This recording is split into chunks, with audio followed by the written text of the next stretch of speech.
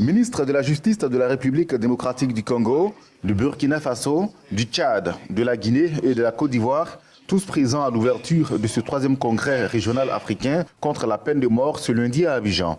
Initié par le mouvement Ensemble contre la peine de mort en collaboration avec la Commission nationale des droits de l'homme de Côte d'Ivoire, cette tribune vise à mettre des stratégies en place pour faire avancer l'abolition de la peine de mort en Afrique. Elle permet également aux experts de plusieurs pays de partager leurs expériences sur le sujet.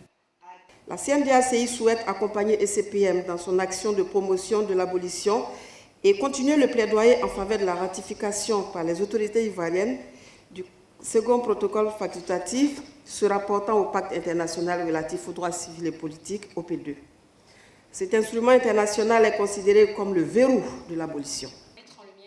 En 2016, au moins 23 États ont procédé à des exécutions et 55 pays ont prononcé des condamnations à mort. Selon le garde des Sceaux, ministre ivoirien de la Justice, son pays qui a aboli la peine de mort en 2000 n'a jamais connu d'application de cette peine depuis son accession à l'indépendance.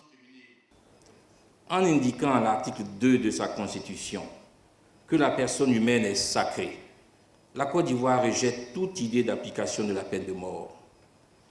La sacralité de la personne humaine est une question chère à notre nation, qui en appelle à notre conscience collective.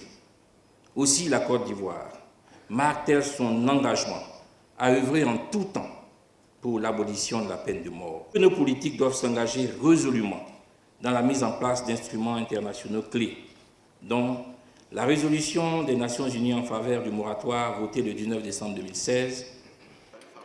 Il faut préciser que le congrès régional précède depuis 2012 chaque congrès mondial, celui d'Abidjan le premier du genre en Afrique. Et c'est Bruxelles, la capitale belge, qui va accueillir le prochain congrès mondial du 27 février au 1er mars 2019.